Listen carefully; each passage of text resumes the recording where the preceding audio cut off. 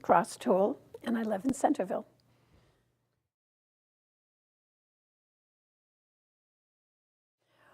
Well, I remember how wonderful it was to be able to walk from home when I lived near what was then the high school and walk downtown and know people and feel free to do it. And then later, when I was in the high school, which again, that's before the current high school was built, we could walk downtown with friends. We knew people. It was a sense of community, of knowing people and looking back on feeling very secure and safe about that.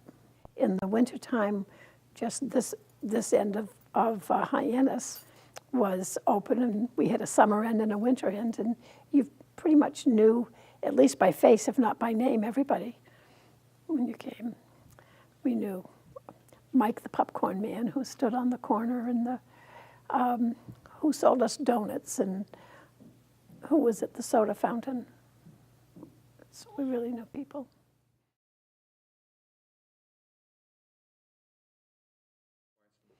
Well, they played a really important role.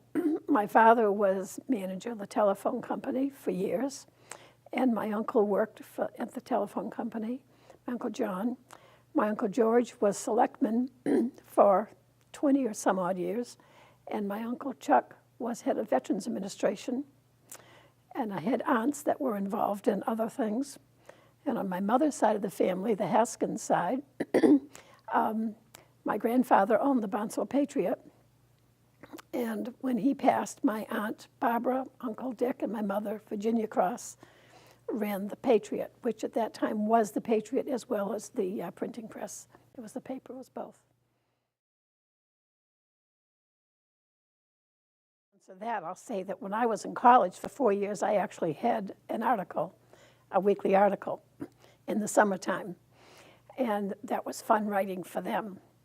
But growing up, just going into the Barnstable Patriot, the room where the huge presses were, there was a certain smell to the room that was wonderful. Oiled floors, etc. We could always get wonderfully different colored scrap paper, my Uncle Dick would say for us. It was exciting to go there. And as I got older, I would help collate various reports, whatever was being printed. And that was, I felt very grown up doing that, going in and doing that. Yeah, it was fun.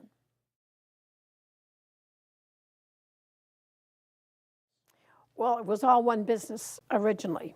And it wasn't until years later that it was divided into the two businesses. And my Aunt Barbara became the editor of the Barnstable Patriot, and my Uncle Dick Haskins, owner and manager of the Patriot Press.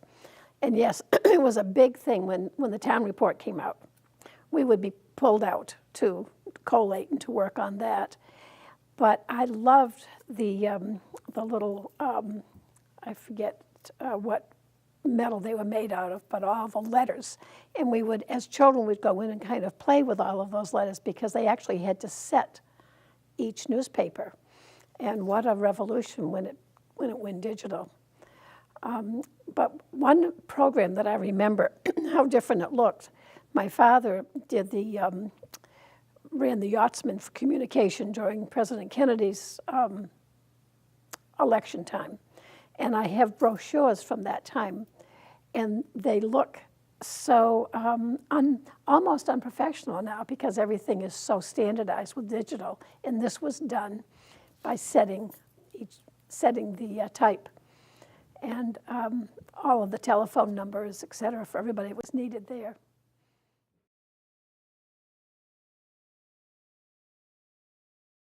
Well, they don't live on the Cape, but they live in Massachusetts, and they love coming here to the Cape. The Cape is part of their life. The beach, of course, is a big draw, but they spend all Thanksgivings here with me, and I would say just about every Christmas here. My grandchildren love coming to the Cape. For a long time, they thought that when they were little, they thought the name of my home was Cape Cod, because that's what the parents would say, we're going to Cape Cod. I would love it if they came here, but there's the job availability for them is not as good for them here.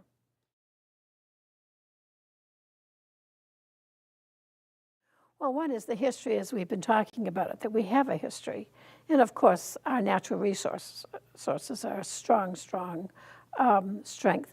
But I think that the diversity that we're having, the growing diversity of the town of Barnstable is a strength. And some of that comes from just tourism, but much of it has come from the people that have moved here. And of course, when we were growing up, we had the strong Finnish community. But now we have many other communities. It's a great strength.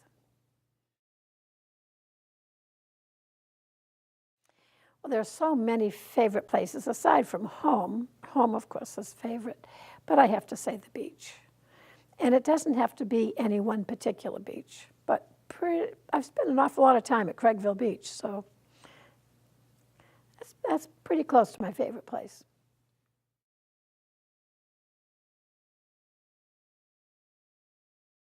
I was 12 years old, we can't do that now, and I worked in Mrs. Rice's toy store on the west end of Hyannis.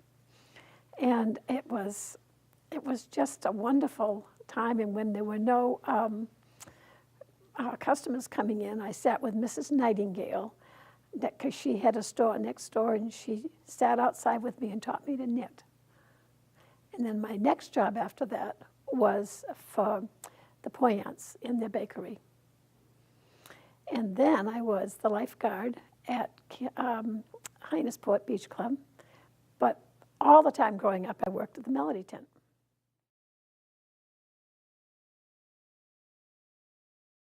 Well, it was a music circus originally, and it was down in the parking lot near the Baptist church.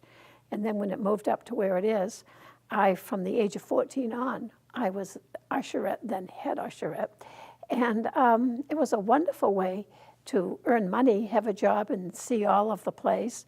And in those days, they had resident choruses, dance chorus and singing chorus, and then just the stars came in. And they were all the light operettas.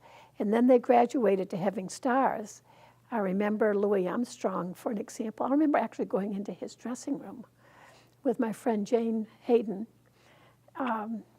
and saw many other famous people and working. It was wonderful.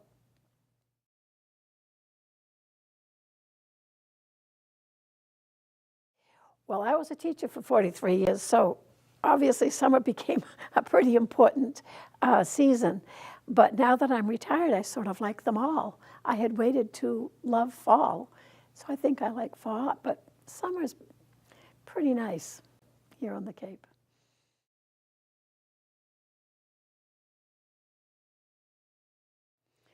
Well, I had taught in Lincoln, Nebraska, and when I came back, it seemed natural to go into teaching here. I was a mother, and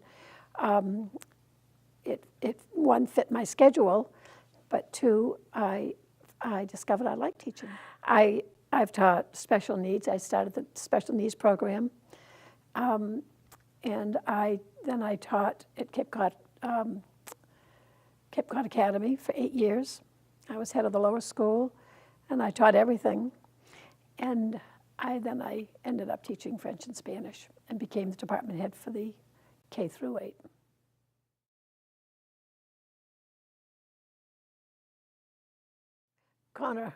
Mr. Connor, I'll never forget that.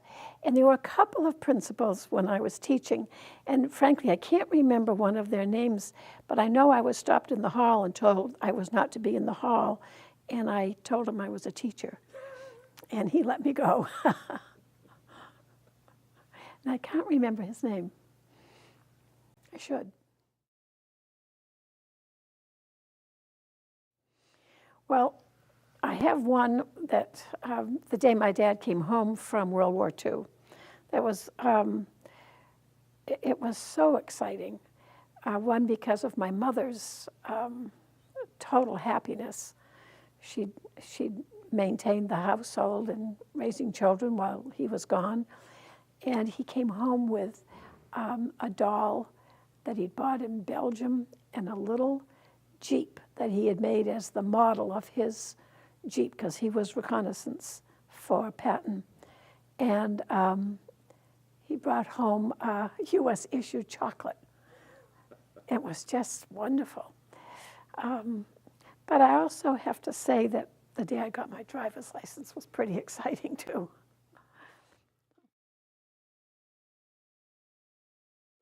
Well, it's interesting because not only my father, but my husband was also in World War II.